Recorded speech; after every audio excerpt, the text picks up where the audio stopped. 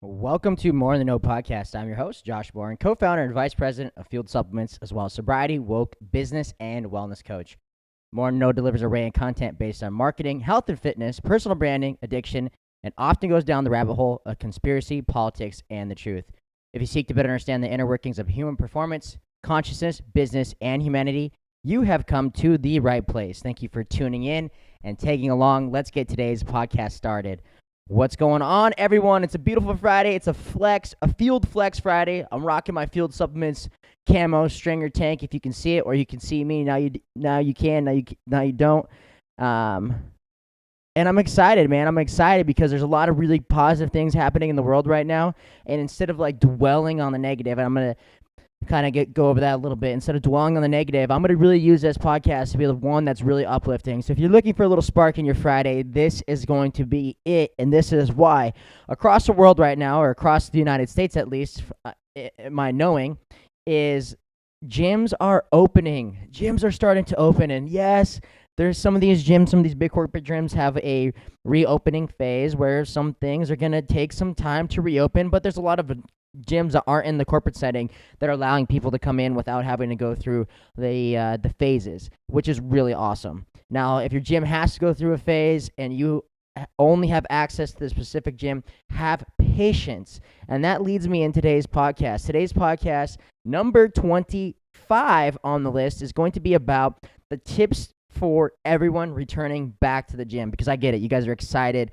It's been a few months. You've had plenty of rest, and maybe you haven't. Maybe you've been doing some crazy workouts in your garage, or you've been finding ways to make it happen. But if you're somebody out there who's just getting back into the gym, who's taken this time, maybe you've rested. Maybe you've allowed your body to chill out for a while. Maybe you've allowed your body to heal some injuries and to put yourself in a position now to take on the next handful of months, 3 to 6 months, to really put in some work into your body. As important as our health is, I feel that having a routine exercise program is absolutely essential for our wellness, number one, but our minds, the health of our minds. It's been proven by science that exercise, physical exertion, is absolutely beneficial when it talks about depression, anxiety, overall hormonal balance. Exercise is very vital. So I know you guys are excited. I know you're pumped up to get back into the gyms. I've been training. I've had access to a gym, not to mean to flex on you guys.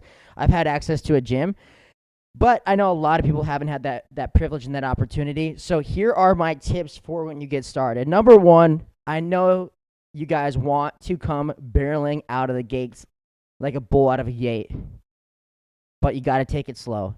You got to take it slow and have patience, because if you haven't touched weights, or even if you've been training differently over the last 6 to 8 weeks, or however long you've been out of the gym, you're not the same person, and your muscles aren't the same as they were 6 weeks ago. So they're not going to wire and fire the same way. So your muscle memory is going to be a little bit off. Of course, you're going to be weak, and you're gonna have some struggle doing or thinking that you're going to do the same weight that you were doing before quarantine happened, and that's just not going to be the case. So you need to be patient with yourself and take it slow, and understand that, once again, with all things in life, one day at a time, time over consistency, growth over time is the most important thing when you're trying to accomplish anything. Longevity, we've got to look in terms of long time here. Yes, I know summer's coming up and you want to get that summer bod for the lake and all the awesome activities that you're about to partake in, but listen up, take it slow, because a really easy way to get injured is to jump back into things full bore, 2 workouts a day. I'm going double time, baby. I'm hitting this harder than I ever have before. That is a recipe for disaster, and a recipe to break your body down and to injure yourself. Now, I'm saying you don't have to be Safety Sally or Safety Sam, but I am saying you must be conscious. Be conscious of what you're doing, and understand that the biggest thing that we all miss out on is recovery. You must allow your body to recover. So beating the crap out of your body twice a day, every single day for the next 4 months, is going to put you at a higher risk of getting injured, as well as it's going to be detrimental to your success with muscle gain, strength gain, and overall your overall well-being and your overall health. Because typically what I see is when people get that first of the year mentality where they're just going to go all out. First off, burnout is number one.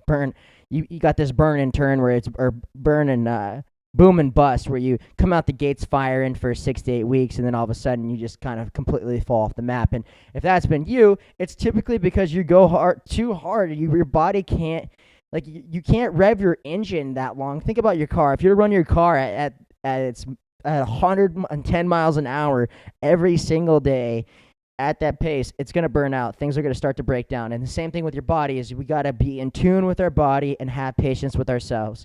That brings up the second thing is drop your ego.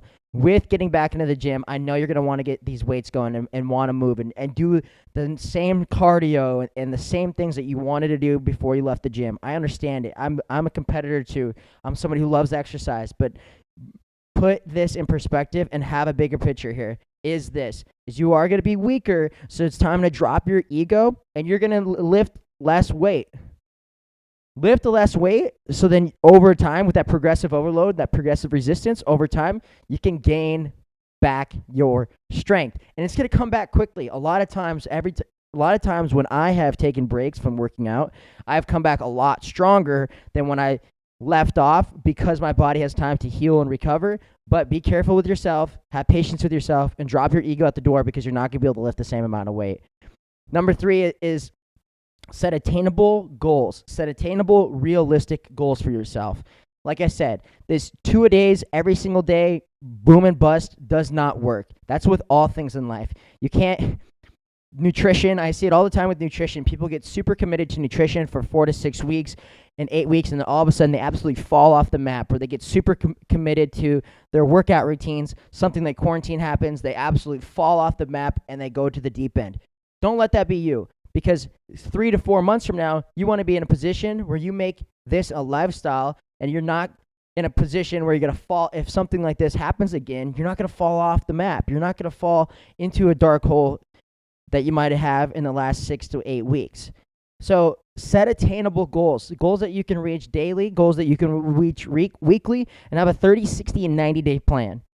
And after about 8 weeks, you want to take a full week off completely of training, let your body rest, let your body recover. I'm in a training cycle right now. I have 2 more weeks left in my 8-week training cycle, and then I'm going to be taking a full week off. I actually just took 3 days off last week, and coming back into this week, I feel so much better. My sleeping's better. My central nervous system's had time to recover and regenerate.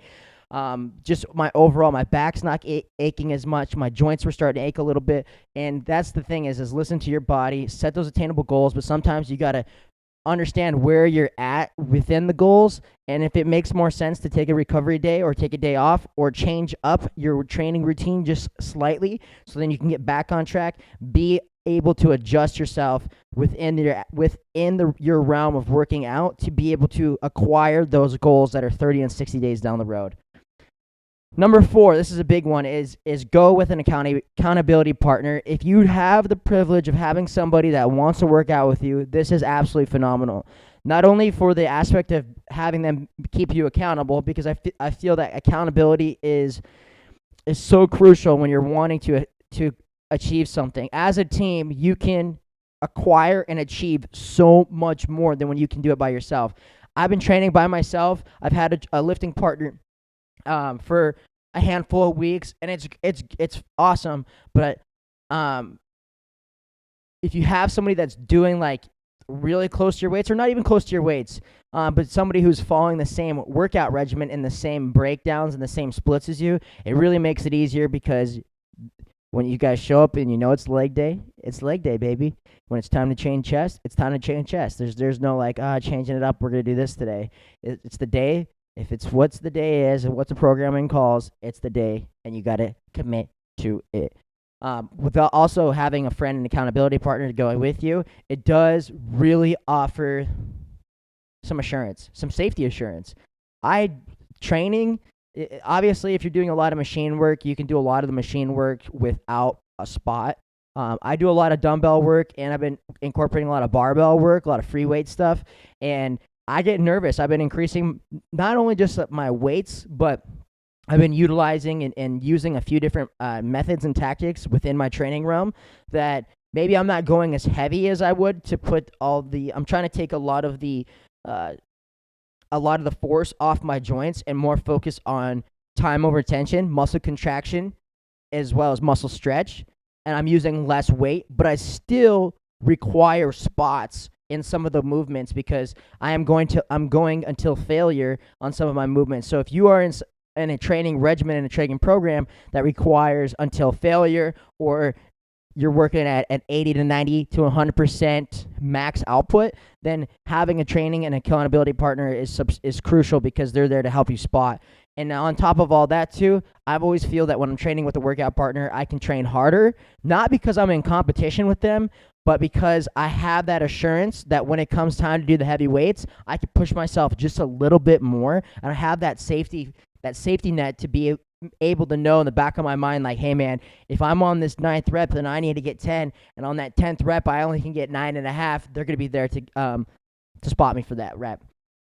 Next one is less is more. Get in and get out. That's the biggest thing, is training 2-3 hours a day and putting that overload on your body and overloading your central nervous system is going to do your body zero good, especially if you've taken this time to rest and recover over the last 6 to 8 weeks. The best thing that you could do for yourself is write down your programming. I see a lot of people when they go into the gym, like, have no program in mind. Like, they're just winging it. They're like, I'm training chest today. Whoa, what are you training? I'm going to do a little bit of this and a little bit of that, a little bit of this. It's kind of like this. This is how I can make the is I asked for a recipe. I'm a cookie cutter recipe dude, all right? If I ask you how to make guacamole, like this awesome guacamole mix, I want to know that I need 2 avocados, I need lime, and I need a whole list of shit. And then also on top of that list, I need step-by-step directions, all right? Now, don't have your workout routine be like your granny's guacamole mix, where you're like, my grandma makes the world's best guacamole, but I don't know how the fuck she makes it. She just tosses a little bit of this in there, a little bit of that, a little bit of this, a little bit of that, and all of a sudden that shit's good at the very end of that. Don't let that be your workout routine. When you go in, have a map, have a game plan, stick to the game plan, keep focused, do what needs to be done. And when you're up and you've hit what your game plan has been set or your program requires, get out, baby. There's no need to be in the gym for 2, 3, 4 hours every single day. It's only beating down your body. Number 6 is nutrition is everything. I think one of the biggest pillars in your success will be your nutrition. I feel that that's one of the most neglected pillars of working and training is nutrition. I feel that people neglect nutrition because people get lazy. People will go in and work out really hard. They'll do the exercises, but then they'll eat like crap outside of the gym.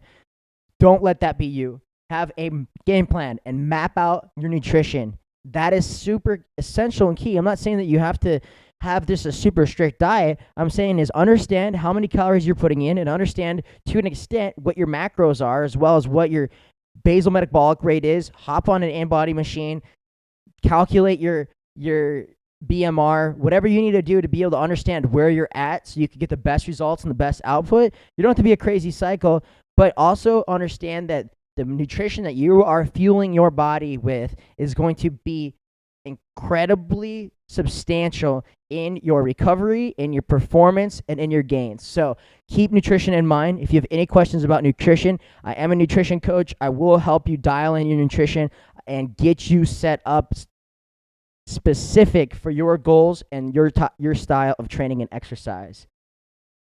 Number 7, lifestyle. Lifestyle is next. Lifestyle is crucial. So what lifestyle to me is that you can go to the gym, you can train, you can eat right, you can do all these things, you can have an accountability partner, you can drop your ego, you can have the perfect programming.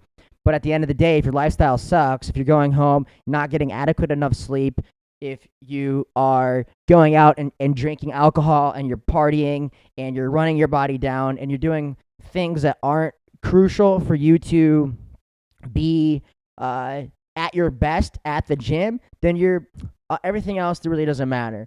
Your lifestyle is incredibly important. Getting the right rest, hanging around with the right people, filling your mind, your body, the soul, your spirit with the right things that are going to allow you to optimize who you are as a human being tap into your human potential and be able to have maximum output and maximum effort.